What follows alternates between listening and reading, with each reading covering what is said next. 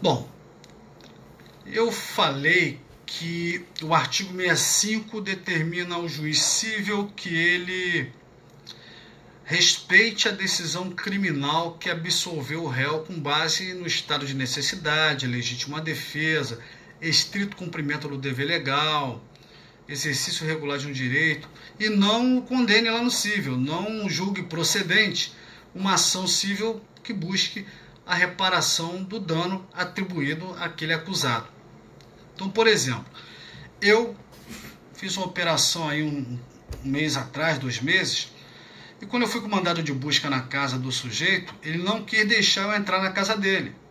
Pegamos o nosso instrumento de trabalho, uma marreta desse tamanho, e arrombamos a porta, destruímos a porta do cara. E cumprimos o mandado de busca. E não achamos nada na casa do cara, mas na verdade era um parente de um traficante, então tinha toda uma fundada suspeita e o juiz concordou, tinha a ordem do juiz, ele tinha que abrir. Se amanhã ele for lá no Ministério Público representar contra mim por abuso de autoridade e entrar com ação cível para que eu pague o prejuízo causado pela destruição da porta, aí vamos imaginar que o juiz criminal julgue primeiro. Eu demonstro ao juiz que eu estava em estrito cumprimento do dever legal. O juiz me absolve com base nessa excludente da ilicitude. E aí eu levo essa sentença penal condenatória, transitada em julgado, para o juiz cível. O juiz cível, eu sei que ele está querendo que eu pague uma porta nova, pague danos morais e tal, mas o juiz criminal me absolveu. O juiz cível fica vinculado a essa decisão. O juiz cível vai ter que julgar improcedente essa ação cível.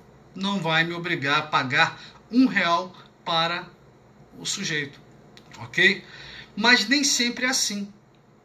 Quando houver excludente da ilicitude, essa é a regra, porque se reconhecer o excludente da ilicitude, significa que não é ilícito, nem civil, nem penal, nem administrativo, não tem ilícito.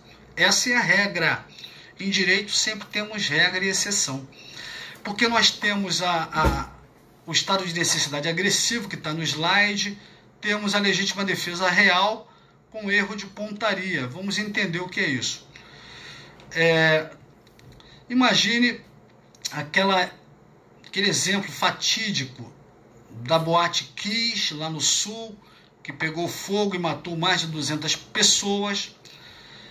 Em algum momento, a imprensa destacou o fato de populares estarem com a marreta quebrando o muro, a parede da boate, para que aqueles gases tóxicos e superaquecidos saíssem e facilitasse o resgate das vítimas pelo bombeiro e por voluntários. Vamos imaginar que o dono da Boate Kiss entrasse com uma ação cível para buscar reparação do dano pela destruição da parede lá do seu imóvel. E vamos imaginar também que ele entrasse com a queixa-crime para apurar crime de dano. E um desses voluntários fosse eu. Eu me defenderia lá na ação criminal pelo crime de dano, dizendo que eu estava atuando amparado pelo estado de necessidade. Eu sacrifiquei bem jurídico, patrimônio, né, do sujeito lá, do dono da boate, para salvar o bem jurídico, vida dos frequentadores que estavam lá ainda, recebendo socorro, sendo resgatados. O juiz criminal vai lá e me absolve. Legal. Eu pego a sentença criminal absolutória e levo lá no juiz cível. O juiz cível olha e fala: opa, o Márcio sacrificou o bem jurídico aqui do autor da ação cível, do Caio, para salvar o bem jurídico vida. Foi o que o juiz criminal disse. Foi o que o juiz criminal entendeu. E quer saber? Ele acabou sacrificando o bem jurídico, patrimônio, do causador do perigo, que é o dono da boate. Então, essa sentença penal absolutória vincula que o juiz cível vou ter que julgar improcedente.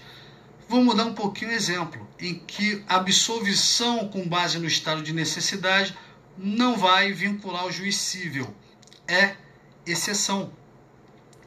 Esse exemplo que eu acabei de passar caracteriza o chamado estado de necessidade defensivo, quando o sujeito, o agente, sacrifica bem jurídico do causador do perigo.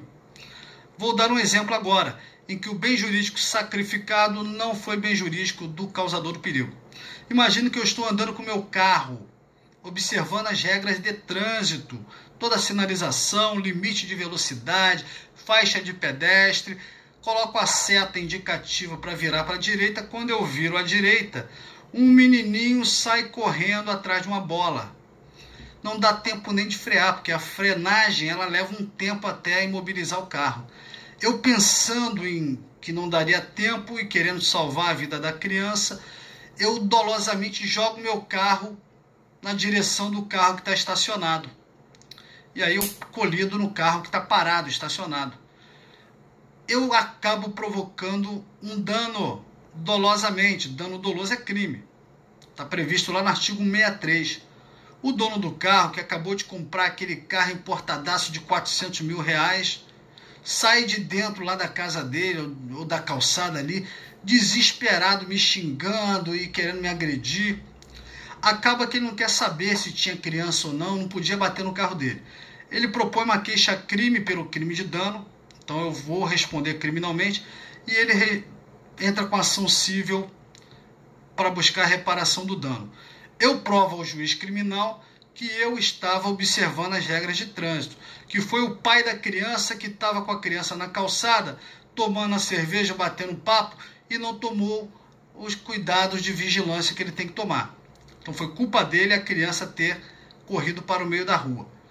E havia uma situação de periclitância. Para não matar a criança, eu sacrifiquei o bem jurídico de menor valor para salvar o de maior valor. Sou absolvido criminalmente com base no estado de necessidade. Pego essa sentença, levo lá para o juiz cível.